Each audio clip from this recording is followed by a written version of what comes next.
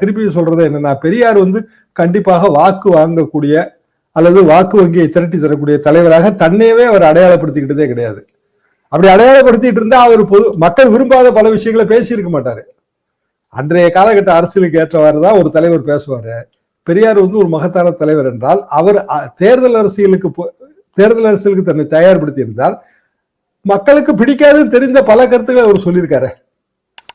இன்னும் சொல்ல போனாங்க, இன்றைக்கு எந்த அளவுக்கு கடவுள் பக்தி எல்லாம் இருக்கோ அதை விட அதிகமாக கூட இருந்துச்சு. அப்போ பெரியாரை வச்சு நாங்க கூட்டம் போடும்போது எங்க ஊர்ல இல்லாத கோயில்களா? எல்லா கோயில்களும் இருந்தாரா, எல்லா மதத்தினரும் இருந்தார்கள். எல்லாரும் பெரியார் கூட்டத்துக்கு வந்தாங்க. பெரியார் கருத்தை எல்லாரும் அப்படியே ஏத்துக்கிட்டாங்களான்னா அதெல்லாம் கிடையாது. ஆனா பெரியாரை நீங்க இப்படி விமர்சனம் பண்ணி பேசுனீங்கன்னா எங்க ஊர்லயுமே இந்த ஓட்டு விழாது. சிக்கல் அதுதான். அதாவது சில தலைவர்கள் இயல்பாக விமர்சனத்துக்கு அப்பாற்பட்டவர்களாக மாறிடுவாங்க ஒரு காலகட்டத்துல. இப்ப ரொம்ப பழைய விஷயங்களை இப்ப எடுத்து பேசுறதுலாம் அர்த்தம் இல்லை.